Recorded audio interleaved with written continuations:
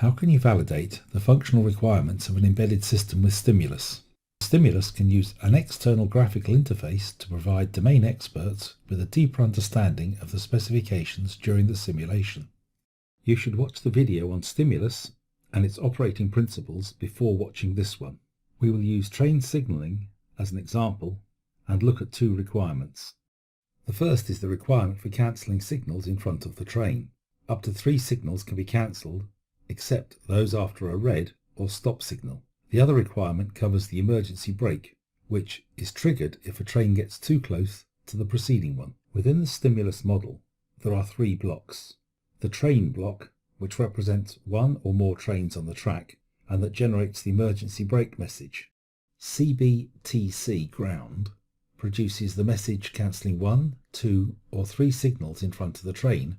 Track automatically generates different track configurations, creating as many test cases as are needed.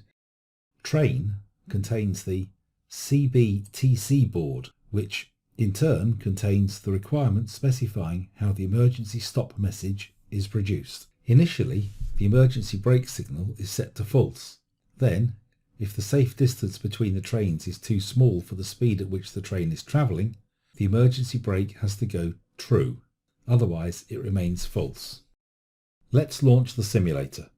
We set the simulation step to 10 seconds and do some sets of 10 steps. This curve shows the position of the first train. The other curve shows the second train.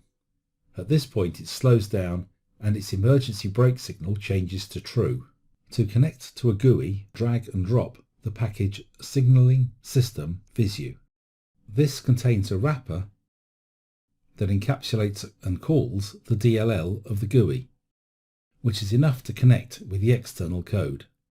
We will do one step of a simulation. Stimulus starts by generating a track configuration, with green or red signals positioned in different locations. Moving on in the simulation, this curve shows the progress of the train, which is also appearing in the graphic interface.